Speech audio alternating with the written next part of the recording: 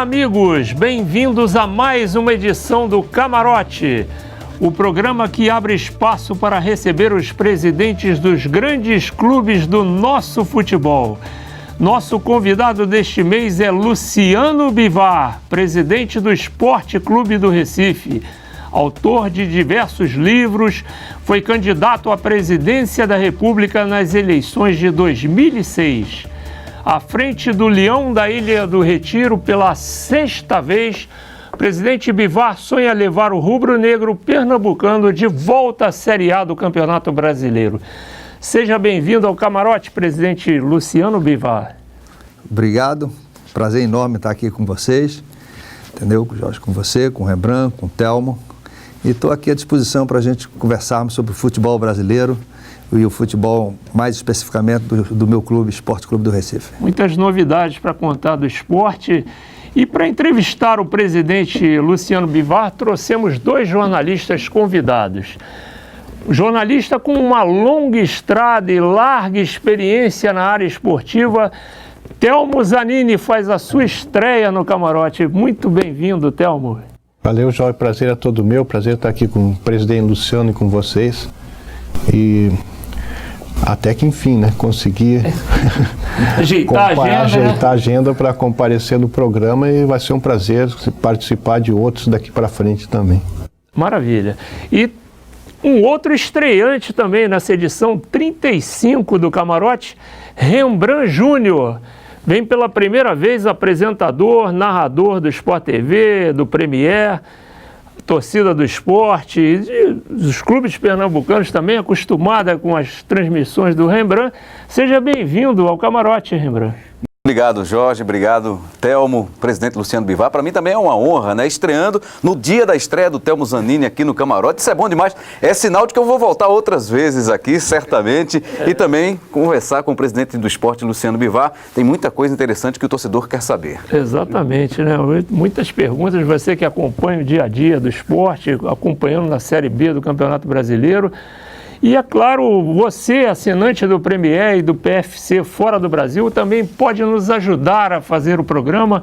Basta acessar o endereço que aparece aí na tela do nosso site ou nos seguir pelas contas do Facebook e do Twitter, enviando as suas perguntas.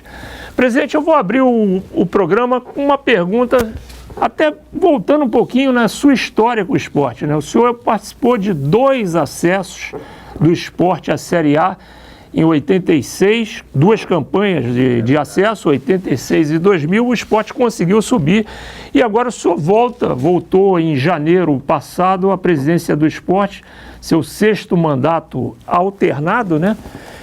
O esporte está preparado para voltar à Série A?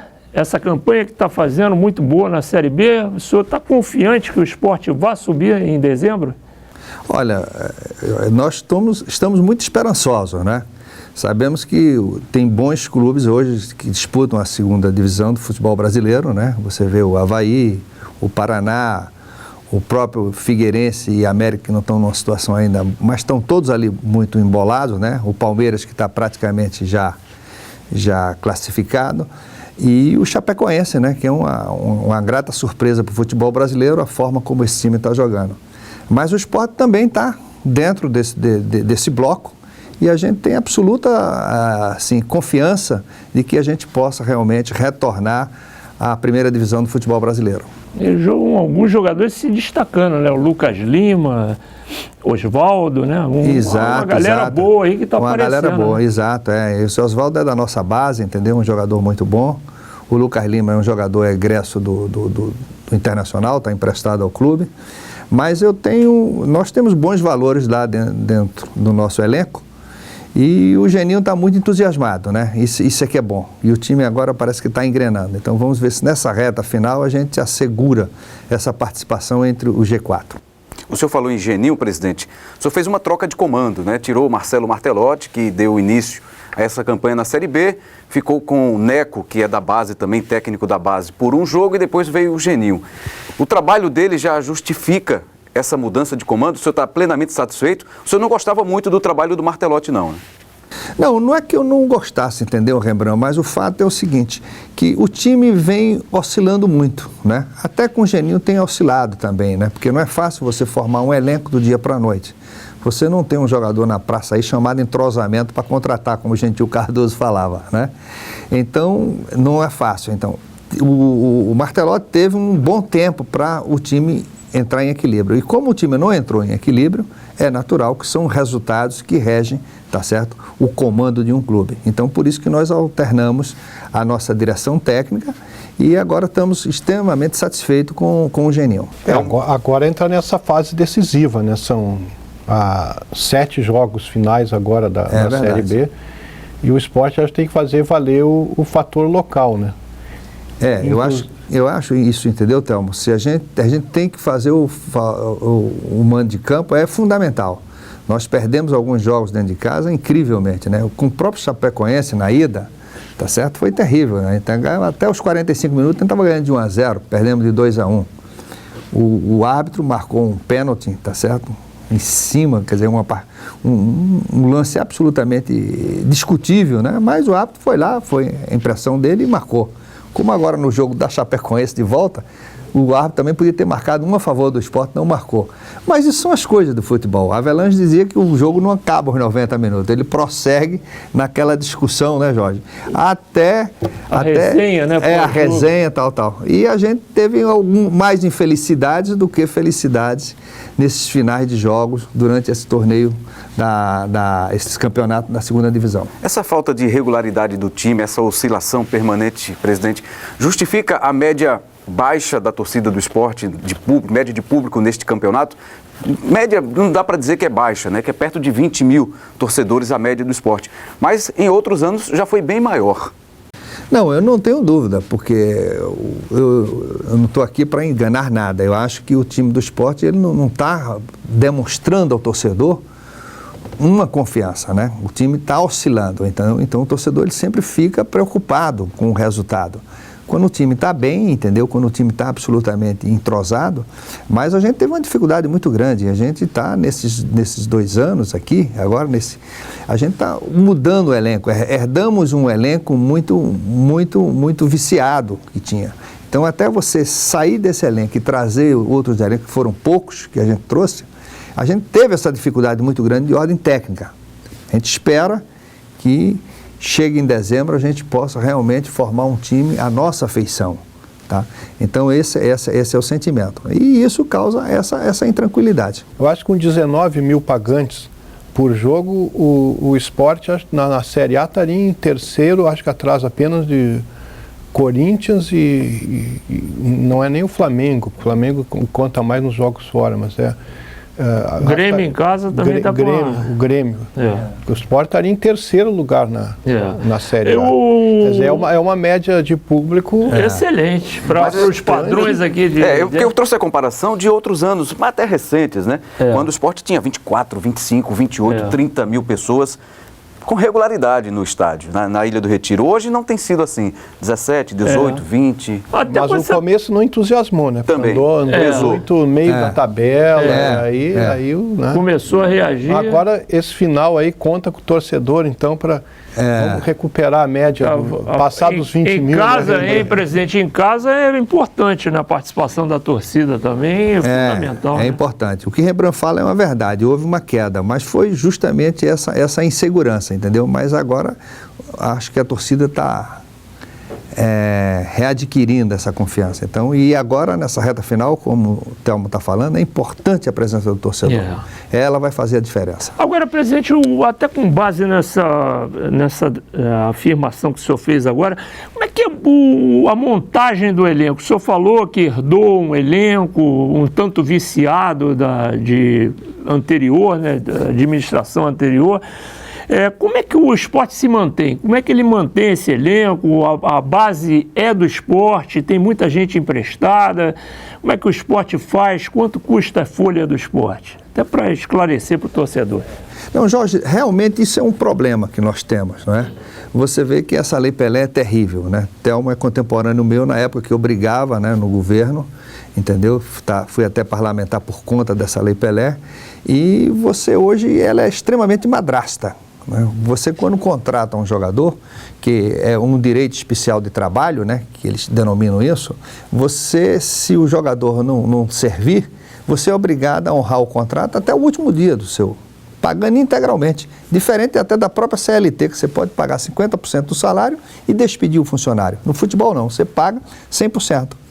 Essa cláusula agora indenizatória e compensatória, que foi agora em 2011, que a presidência Dilma homologou, ela não favorece também nada, porque ela quer comparar a cláusula indenizatória para o clube e a cláusula compensatória para o jogador como se equivalesse. Esquece o legislador de que o jogador não é uma máquina, não é um computador, não é um TA, é uma máquina humana. No momento que o atleta, Telma, não quer mais jogar, ele simplesmente vai na diretoria, eu não estou me dando bem aqui, você tem que negociar o jogador. Porque você não vai obrigar ele a pegar a bola na marca do pênalti e botar dentro do gol, ele vai botar na trave, vai botar fora. O jogador não quer mais. Quantos jogadores você tem que se desfazer no meio da competição? Você vai contra uma máquina humana?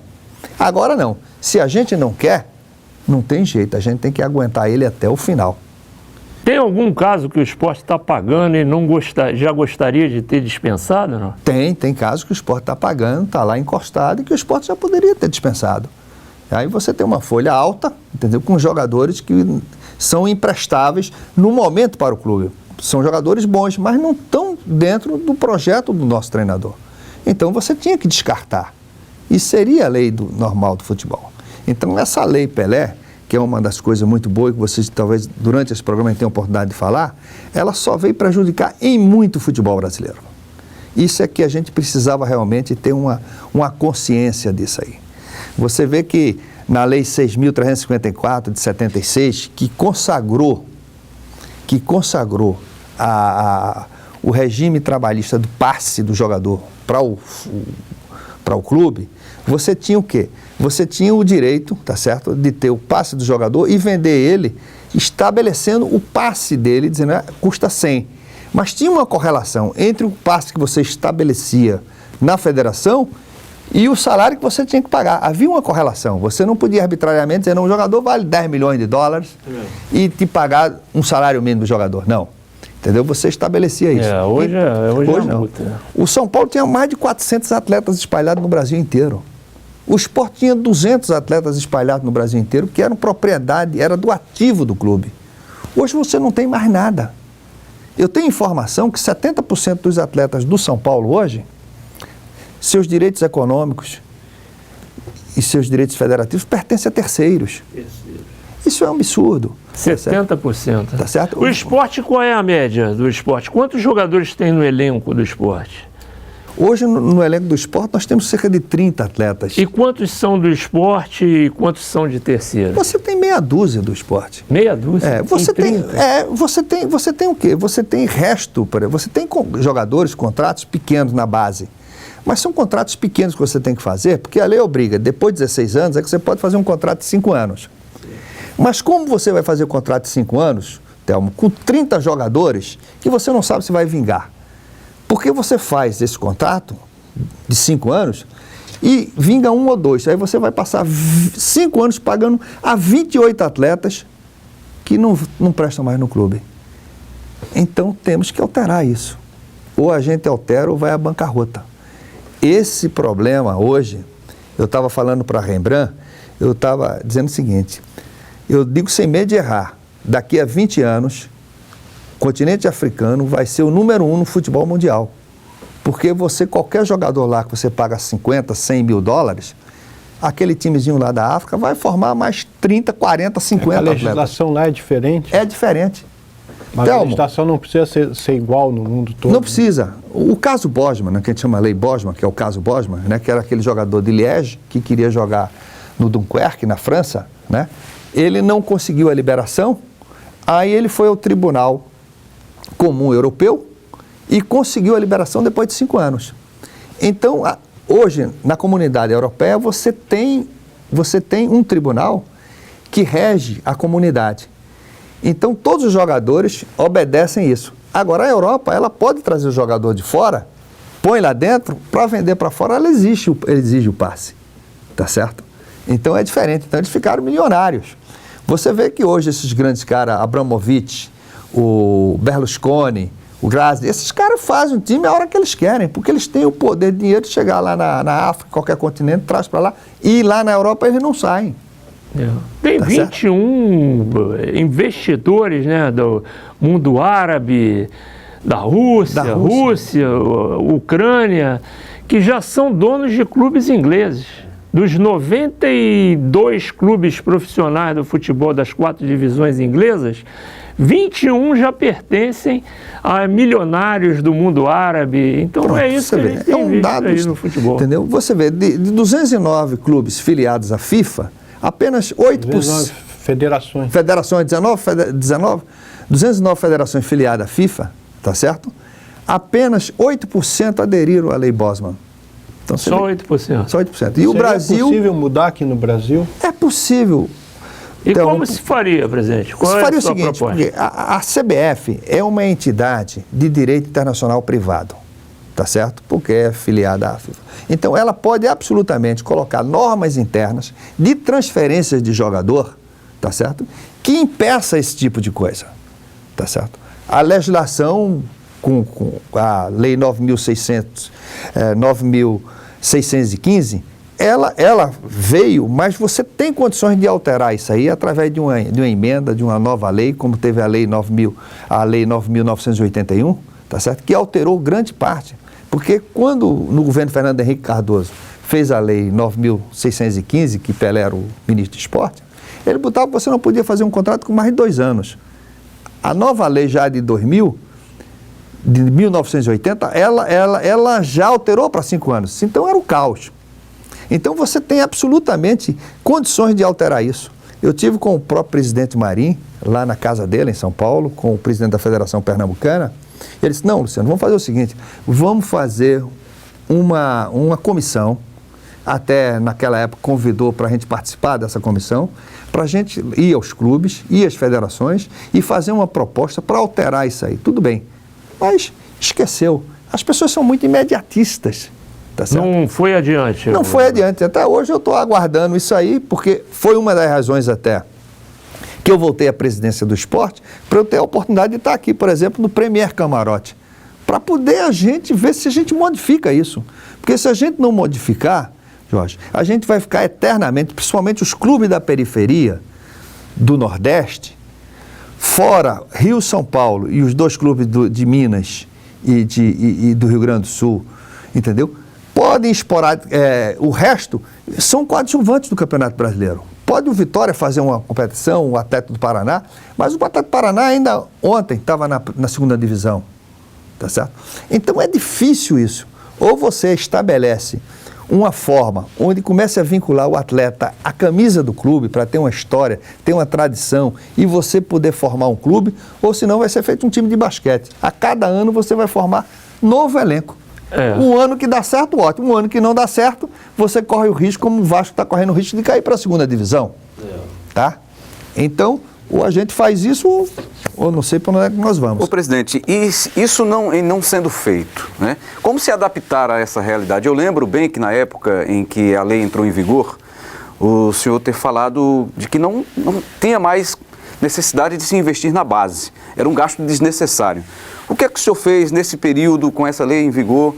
Como é que o senhor trata hoje a base do esporte? Como é que é? Há investimentos? Não há? É com o que está ali? Se aproveitar alguém, tudo bem. Se não, vamos partir para contratar. Como é que está sendo esse trabalho na base? Já que logo quando a lei entrou em vigor, o senhor disse que não tinha mais condições de investir na base com essa lei.